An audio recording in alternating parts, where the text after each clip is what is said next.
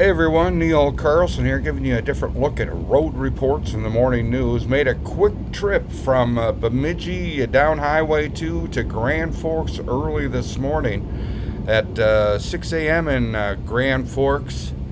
It's, what is it? -7, high of 11 today, mostly sunny. Roads are in pretty good driving condition. However, in sheltered areas, you're still going to find some icy spots, so be aware of that wherever you're driving on this Wednesday morning. Now, we'll roll through Crookston here as our news partner, Bo Melby at KROX, takes a look at the state headlines. Local news here on KROX. In our state headlines, Grace Church in Eden Prairie will be filled with thousands of first responders for today's public memorial for the Burnsville officers and fire paramedic killed in the line of duty. Minnesota State Fire Chiefs Association President Eric Mullen says firefighters and law enforcement work hand in hand with each other and have a special bond.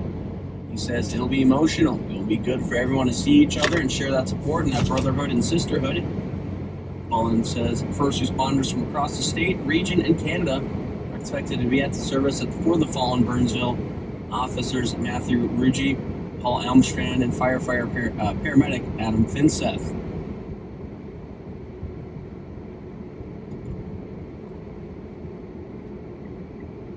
Business at the state capitol is paused until mid-afternoon today as lawmakers and fellow Minnesotans remember the two officers and paramedic who were fatally shot in Burnsville. Governor Tim Walz and Senate Majority Leader Aaron Murphy will be among those in attendance at this morning's memorial service in Eden Prairie.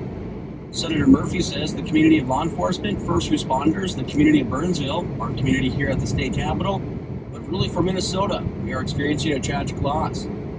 Thousands are expected at the service to honor officers Paul Elmstrand and Matthew Ruggie, and firefighter paramedic Adam Finseth. A new campaign is underway to attract visitors and new talent to our state. Governor Tim Walz and Explore Minnesota unveiled the Star of the North campaign, which is aimed at attracting visitors from all over the world and recruiting top talent to Minnesota. This is the first campaign of its kind for Explore Minnesota. During the 2023 legislative session, the state legislature approved an increase of $3.84 million to Explore Minnesota, and the state will invest $22 million in one-time funding over the next 2 years. Talent attraction ads will be run in nearly 30 cities nationwide.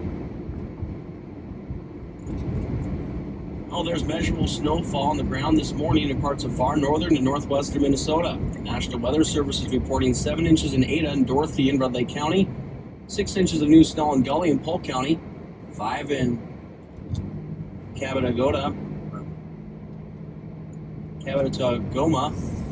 in Glendon, 4 inches at International Falls and Black Duck, 3.5 in Moorhead, and 2 inches in Bemidji. Most of central and southern Minnesota received a dusting of snow Tuesday afternoon and evening. Yeah, a little bit more here. That is for sure.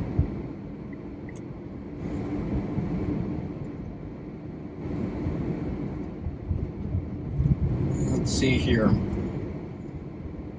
One man is dead following a quadruple shooting Tuesday in South Minneapolis.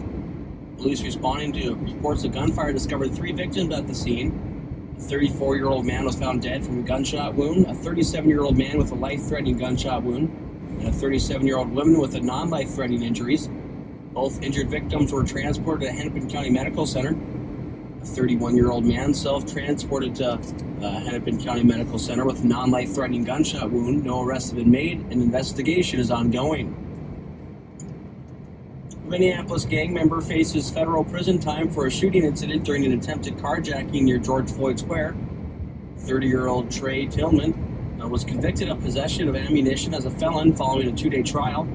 Surveillance video shows Tillman armed with a gun as he approaches a car, opens the door, and begins to wrestle with the driver. Prosecutors say Tillman can then be seen firing 2 shots, with the second one accidentally hitting his own leg. They say Tillman is a member of the Minneapolis Bloods street gang.